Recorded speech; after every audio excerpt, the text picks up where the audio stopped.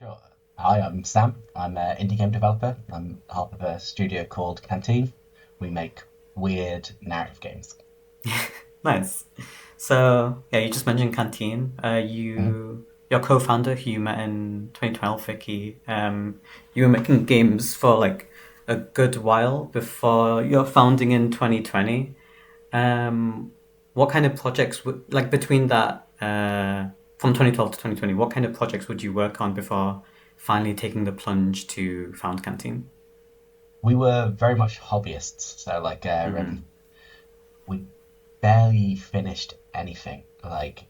It was go doing game jams on the weekend, stuff like Mm-hmm. London Dare or the GMTK jam didn't exist at that time, but we would have done it if it existed. Yeah. And we weren't very consistent at doing them. Like we would do a couple a year, and then occasionally just have other little projects we were working on. I had stuff I'd work on in lunch times. Uh, the duration of the projects varied wildly, because lots of them were game jam stuff. It would be what can we do in a weekend, and we would try and build something, and we wouldn't really finish.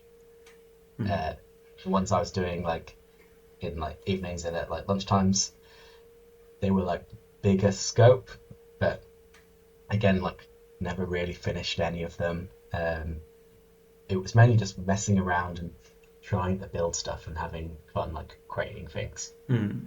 But I in terms mean, of genre, it was all they were all still very weird, narrative heavy, or like low scale interaction and just yeah. strange worlds. Cool. Cool. So, yeah, in 2020 you founded Canteen, and unfortunately for you, that was during COVID, like the Mhm. first real big year of lockdown. What was it like, kind of working on prototyping CorpoNation during that year, especially with that like specific context of COVID happening? I think it was it's hard to tell because we don't know what it was like otherwise, but it almost felt fortunate that we had been planning to kind of quit our jobs and be just in our own house working on our own Mm-hmm. games anyway, and we'd been planning it for multiple years, so we knew leading up to 2020, this is the life we're going to be living. And then when it just so happened that everyone else was doing the same thing at the same time, it meant it's probably less of a shock to us in terms of what our expectations of our working life was going to be like. It was still hard with the reality of living through a global pandemic is weird, but in terms of its impact on the game development, I think it's probably very low. I think one of the things we did do around that time is we didn't start on CorpoNation straight away.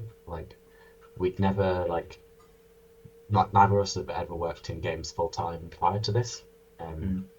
so for the first maybe 5-ish months, I think from April to August, we did game jams, and we would set our own kind of briefs, and they started off just a couple of days, and we slowly stretched out the time until we got to maybe 1 month. And I think we might have worked on about 9 different games. I can quickly double check. We've got all the old records of them in our shared files, but um, yeah, yeah. So I think it was probably it's 9 games we worked on, um, and none of them were finished. They got to various different stages of completion, and they were all sorts of different things. But yeah, just learning to work together and learning what style of games we actually want to try and build. Yeah, that makes sense. I mean, again, with your history of like smaller projects over those past few years, I think that makes a lot of sense. So in 2023, if I have that correctly, you partnered with Playtonic to finish and release CorpoNation, which happened a year later. How did that partnership come to be, and did that change your workflow coming up to that release date in any way? Cool. So the like yeah, we started development on CorpoNation in the summer of 2020, Mm. and the way it started was it was just a project that Vicky was working on, and I was working on something like differently. Mm. But like as the months went on, it became more and more clear that what Vicky was working on was the interesting project, and that was the thing we should be pursuing. Mm. Uh, um, so like I think yeah, after about maybe like 8 9 months or something like that, we both started properly trying to work on CorpoNation, Mm. and we had made like multiple plans where we were saying, cool, we're gonna try and get everything done in 6 months, and we'd planned out all our time, and then it would fall through and we wouldn't quite make it, and then we'd try and make another plan, and it'd be like, cool, another 6 months, we're gonna get everything done, and it would fall through and we wouldn't quite make it. So by the time we were like partway through 2020 or 2023, we were running out of money, but we had loads of stuff like created. So Mm. we decided we're probably in a nice spot where we could try and find a publisher to help us actually get the game finished and give us some more money to help us keep surviving. Um, so yeah, the start of 2023, we took what we had and turned it into a demo and made a pitch deck and a trailer, building up towards develop, which happens in Brighton in the summer. Mm. And then yeah, we took it along to develop, showcased it as part of, or not really showcased, but we just put it on their online meeting platform and sent a bunch of messages out to people asking for conversations.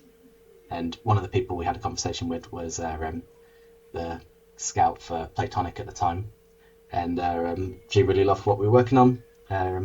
We sent them the pitch deck, and then a few weeks after develop, we jumped on a call with their wider team, and they really liked what we were working on.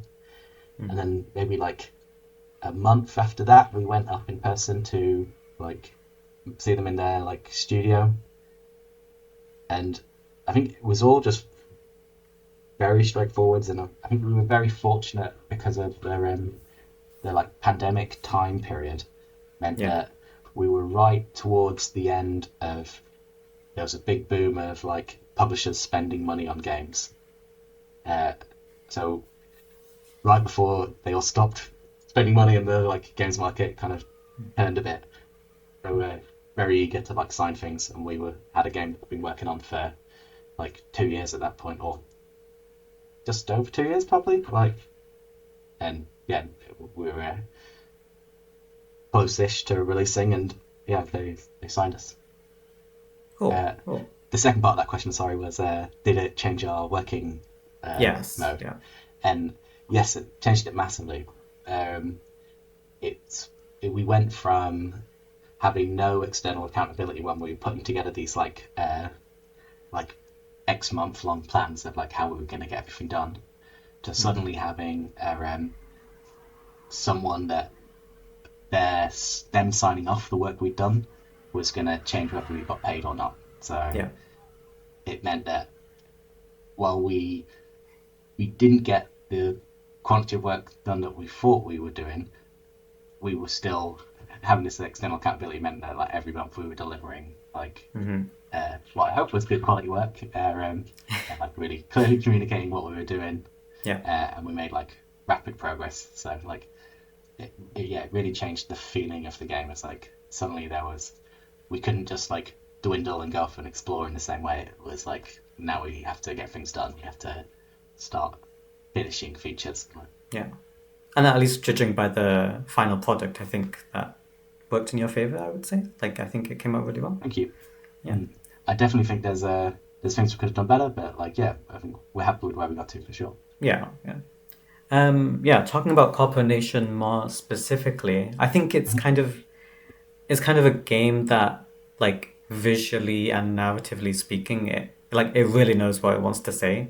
For you and Vicky, what was kind of the motivation behind the visuals being the way it is and the kind of capitalist critique side of it? What was the motivation for wanting your game to be around that?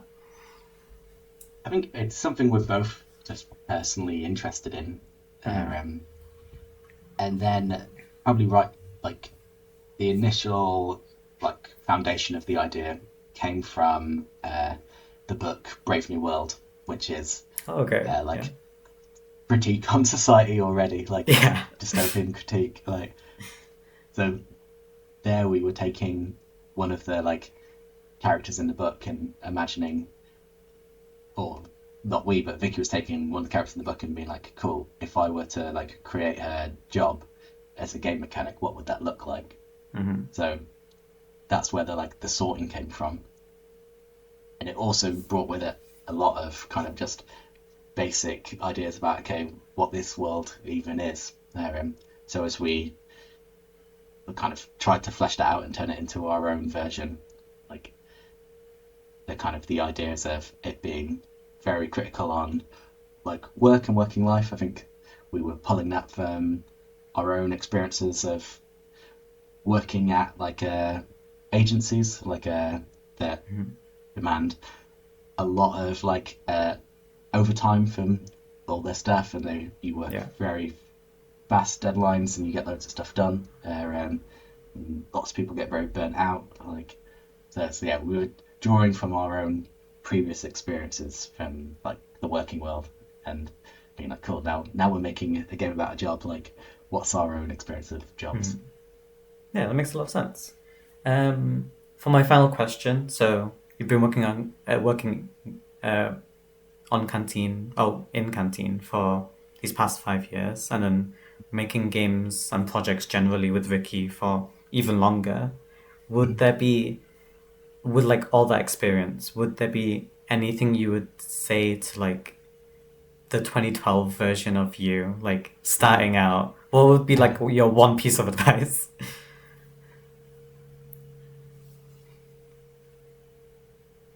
I'm not sure.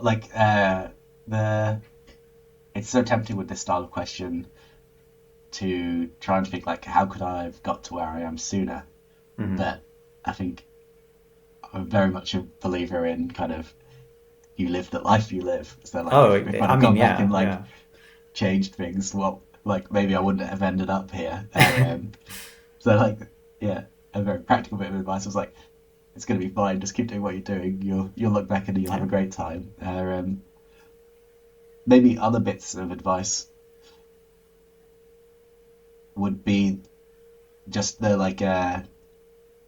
reality of like it's hard to realize just how much potential we all have. I think, and Mm-hmm. especially like back in 2012, I was just finishing university. I think I was in my own third year in 2012. Mm-hmm.